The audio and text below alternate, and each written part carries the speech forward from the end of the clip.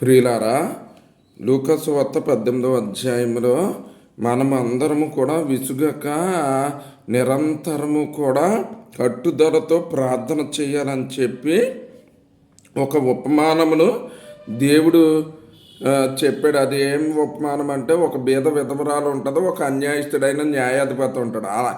ఆ ఉపమానాన్ని చెబుతూ ఆయన చివరిగా ఒక మాట అంటాడు. అయినను 8వ వచనంలో, అయినను మనిషి కుమారుడు వచ్చినప్పుడు ఆయన భూమి మీద విశ్వాసం కనుగొన్నాను అని ఫుట్నోట్లో ఆ విశ్వాసము అంటే ఎలాంటి విశ్వాసం అంటే, అవునండి అది నిజమే. అది ఎలాంటి పరిస్థితులు ఉంటాయంటే, పౌలు తెస్సలోనిక పత్రిక మొదటి పత్రిక 5వ అధ్యాయం 2వ వచనంలో ఉంటుంది. ఏంటంటే, లోకులు నెమ్మదిగా ఉన్నది భయమేమీ లేదని చెప్పుకొనొచ్చు, తినుచు త్రాగుచు పెండ్లి చేసుకుంటూ పెండ్లికి ఇచ్చుచు నారు నాటుచు ఇండ్లు కట్టుకొనొచ్చు సుఖభోగాలు అనుభవిస్తారు. ఏమాత్రం భయభక్తులు అనేవి ఉండవు. వాళ్ళ విచ్చలవిడితనం పెరిగిపోయి బాగా సుఖపడుతూ ఇంకా దేవుణ్ణి మర్చిపోతారు.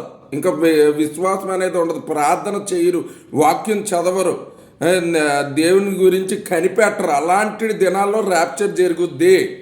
అందుకే ఆ టయాన్ని అలాంటి విశ్వాసం దేవుడు కనుగొనలేడు. అలాగా ఏంటంటే, అంత పీస్ మొదటి 3.5 ఇయర్స్లో అదే జరుగుద్ది. అందరూ మిస్లీడ్ అయిపోతారు.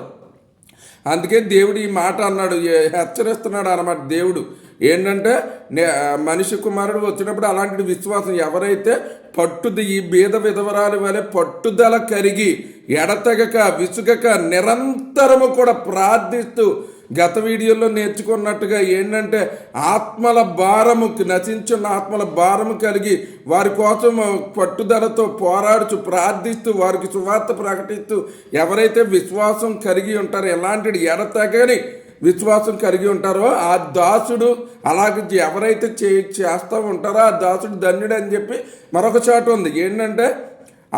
ఏంటంటే ఇంకా ఈ సుఖభోగాలు ఇవన్నీ మర్చిపోయి ఇంకా దేవుడే గురిగా బ్రతుకుచు ఇంకా ఆయన సన్నిధిలో కనిపెట్టి నిరంతరము పట్టుదలతో విసుగక ఎడతెగక ప్రార్థిస్తూ ఆత్మల భారం కలిగి సువార్త ప్రకటిస్తూ నిత్యము ప్రార్థన విజ్ఞాపనలు యాచనలు చేయించు ఎవరైతే ఉంటారో వాళ్ళే ఎత్తబడతారు, మిగిలిన వాళ్ళు విడవబడతారు అనేటువంటి విషయాన్ని మీరు గమనించుకొని మీరు కూడా దేవుడు హెచ్చరించిన రీతిగా ఆ బీద విధవరాలు కలిగినటువంటి అలాంటి విశ్వాసం కలిగి ఆత్మల భారముతో సువార్త ప్రకటిస్తూ ఆ విశ్వాసంతో ప్రార్థన యాచనలు విజ్ఞాపనలు చేయించు ఆయన రాకడ కొరకు కనిపెట్టి ఆయన రాకడలో ఎత్తబడాలని చెప్పి ప్రభు అయిన యేసునామమున మిమ్మల్ని అందరినీ హెచ్చరిస్తున్నాను. దేవుడు తన పరిశుద్ధ వాక్యం దీవించును గాక. ఆమేన్.